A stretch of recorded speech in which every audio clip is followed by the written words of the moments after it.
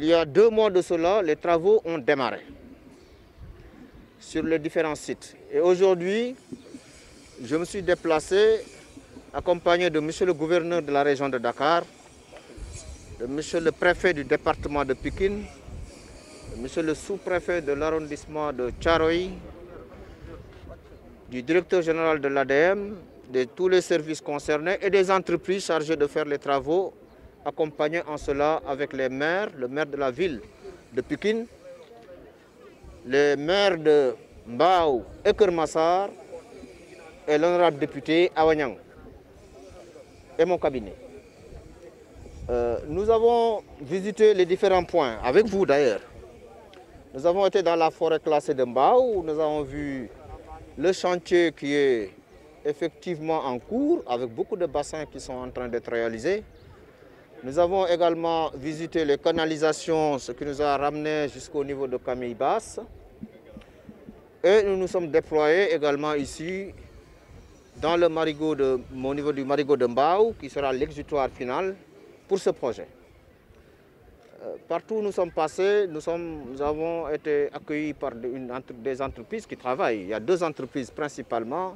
Il y a Enan Chine, d'une part, et il y a CSTP. Nous sommes rassurés parce que nous avons vu que les travaux avancent correctement par rapport aux prévisions. Mais nous avons demandé aux entreprises d'accélérer. D'accélérer parce qu'il nous reste à peu près 2 mois. Parce que notre deadline pour nous, c'est le 31 mai. Et pour cela, il faut que les entreprises accélèrent. Ce que ces entreprises ont eu à accepter en multipliant les équipes.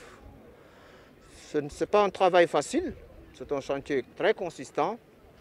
Mais nous sommes persuadés que ce délai sera tenu parce qu'il y a un engagement citoyen des entreprises, il y a l'engagement de l'agence de développement municipal, mais accompagné aussi en cela par les autorités administratives qui jouent un rôle extrêmement important, qui nous aident un peu sur les impenses, sur beaucoup de choses, sur le suivi quotidien de ce chantier.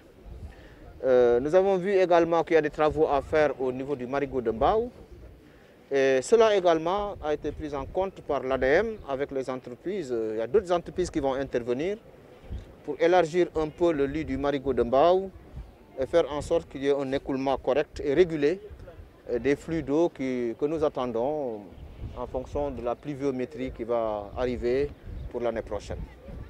Donc nous avons demandé aux entreprises d'accélérer et nous reviendrons vers mi-avril, vers le 20 avril, pour revérifier encore une fois de l'avancée de ces travaux, mais nous n'avons aucune crainte par rapport à cela.